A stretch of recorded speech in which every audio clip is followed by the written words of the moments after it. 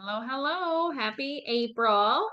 I'm so glad you're here. So please, if you're joining live, please say hi. And if you're catching the replay, I always want to hear from you in the comments as well.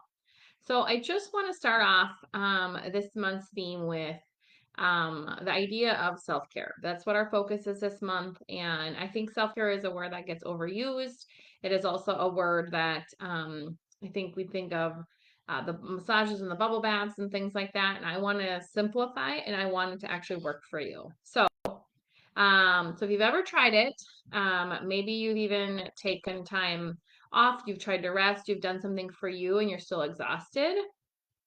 Well, we've all been before, and women are genuinely trying to take better care of themselves. But it's sometimes hard to do and it feels like nothing's working. So here's the problem. Self-care has kind of turned into the one thing, an additional thing that you need to manage. One more thing to fit in, one more thing to get right. And so instead of feeling supported, it actually feels like pressure. I should be doing more for myself. I need to take better care of myself. Why can't I even do this right? And now this something that was supposed to make you feel better is one more thing that you need to do. So here's what I want to gently start shifting for you. It's a lot of self-care when we make it a task and we're not leaning in. It really doesn't do what we want it to do. We haven't really been taught how to approach it. We're kind of putting it on the list as hey, let me get this done. And we're treating it as an add-on instead of trying to squeeze it in. So it sounds something like this. I'll take care of myself when I have time. I need to get more rest. I'll put it on the list the first thing this week. I'm trying to do something for myself, but then you feel guilt, you feel overwhelmed, and all of the things. And it feels like you're just adding one more thing on top of a very full list. And it doesn't make you feel better, which is the whole goal. So when this happens, we want to reach for things like when we feel this, like how do I get this quick relief versus like really real rest or real restoration. So the things we're grabbing really quickly are scrolling, zoning out, we distance ourselves, or just trying to take that quick break. But there's really nothing wrong with that.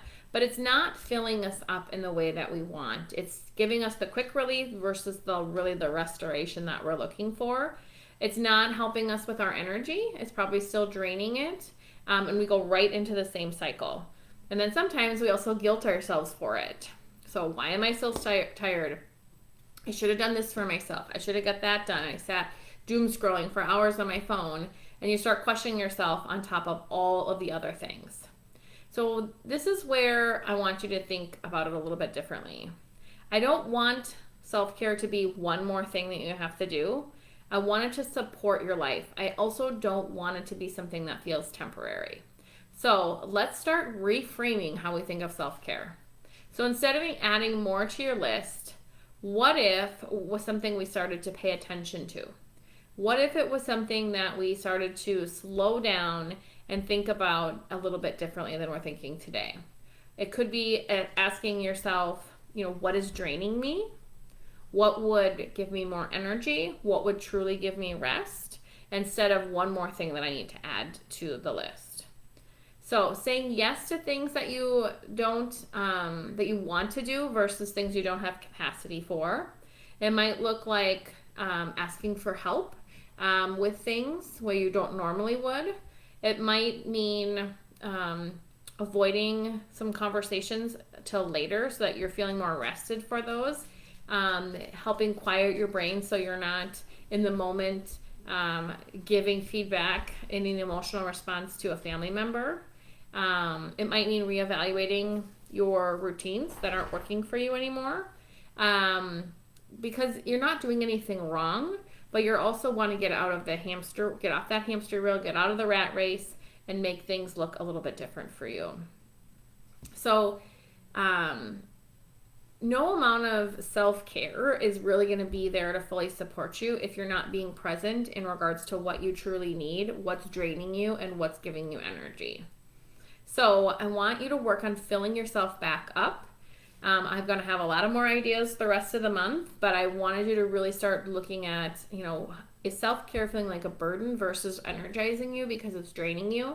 And what are the things that you would say, like, what are the things in my life that I really think are draining me? And then we'll work on fixing, not necessarily, but we'll work on additional ways to support and look at self-care through the month as well. So I want you to pay attention to what interactions and how are they leaving you. Are they making you feel energized, or are they draining? What parts of your day feel heavier? What things do you keep pushing off instead of doing? Where do you feel more supported? Just notice those things, and we'll have the chance for the rest of the month to think about how we can change those things and add in self-care that really adds value to you. I want the self-care to be supportive, not something that you check off the box. I don't want it to be one more thing that you have to do. I want you to create a life that actually supports you. So tell me, what is actually taking your energy? What are things that, just in noticing it, that you dread to do? Because those are going to be telling, and we'll talk about those the next couple days. So thank you for joining me and giving me the opportunity to continue to support you. I hope you all have an absolute wonderful Easter and a good rest of your weekend.